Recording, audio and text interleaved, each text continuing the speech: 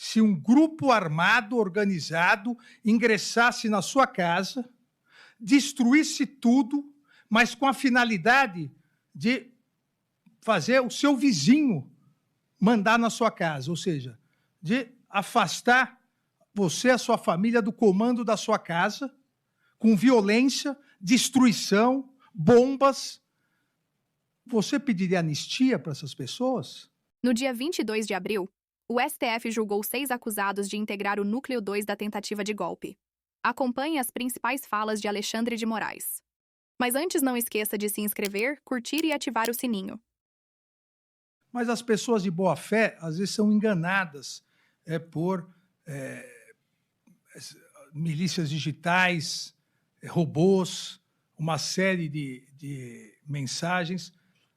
Então, é muito importante olhar isso e cada pessoa de boa fé, presidente, se fazer uma pergunta, uma só.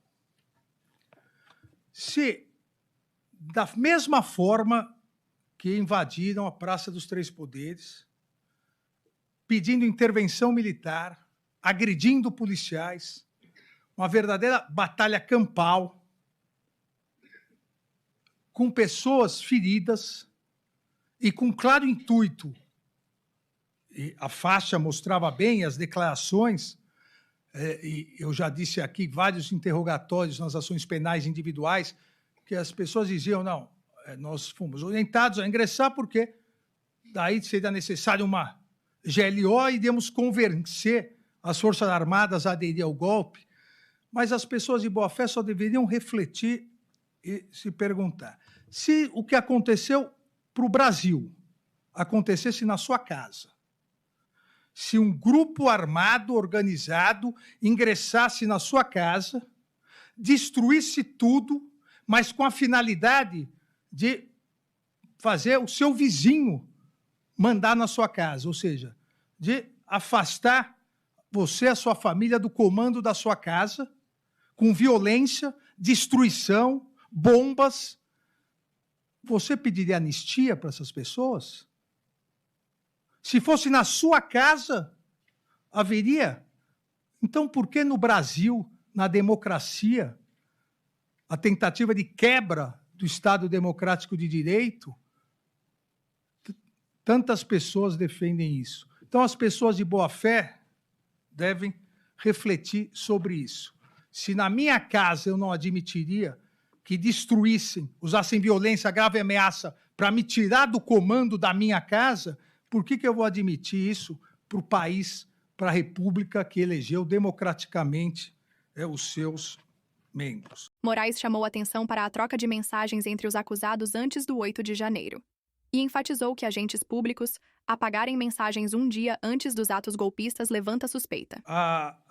Ainda há aqui, e é ressaltado na denúncia, que o acusado Fernando de Souza Oliveira e a acusada Marília Ferreira de Alencar tinham pleno conhecimento da existência e das intenções das manifestações contra o resultado das eleições presidenciais. A análise revelou, isso é importante, peço muita atenção aqui a todos, a análise dos dados que foram recuperados das mensagens apagadas no WhatsApp, revelou que em 6 de janeiro de 2023, 6 de janeiro, ou seja, 2 dias antes do domingo da tentativa de golpe, durante conversa via WhatsApp, Fernando questionou Marília: alguma novidade sobre as manifestações do fim de semana? Em resposta, Marília afirmou: estou aqui com o relatório e vou levar.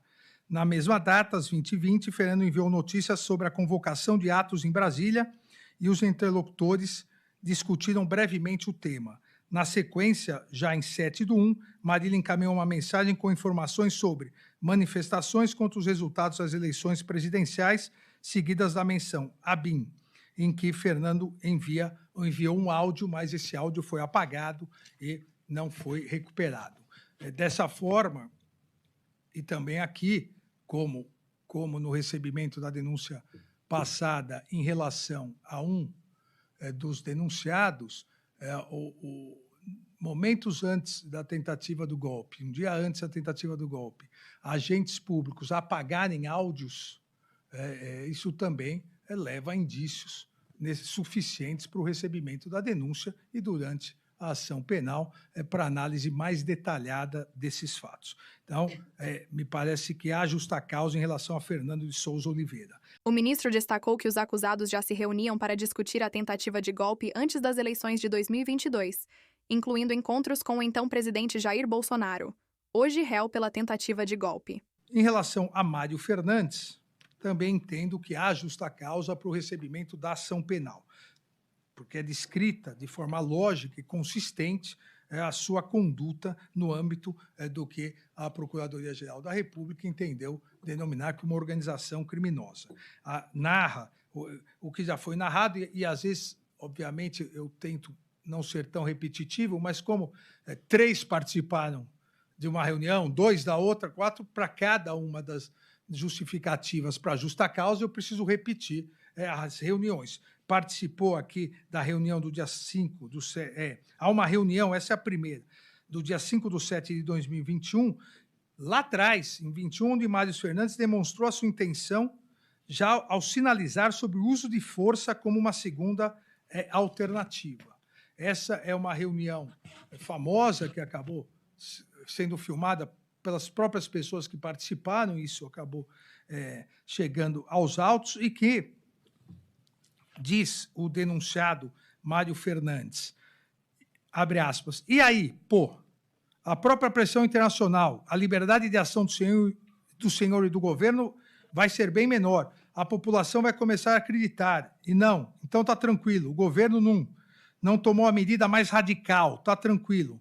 Então, acho que realmente nós temos que ter um prazo para que isso aconteça, e não para que eles raciocinem que é importante avaliar essa possibilidade, mas principalmente para uma alternativa seja tomada. Como o senhor bem disse, antes que aconteça, porque no momento que acontecer, que é 64 de novo, é uma junta de governo, é um governo militar, é um atraso de tudo que se avançou no país, por isso vai acontecer, o país vai ser todo desarticulado.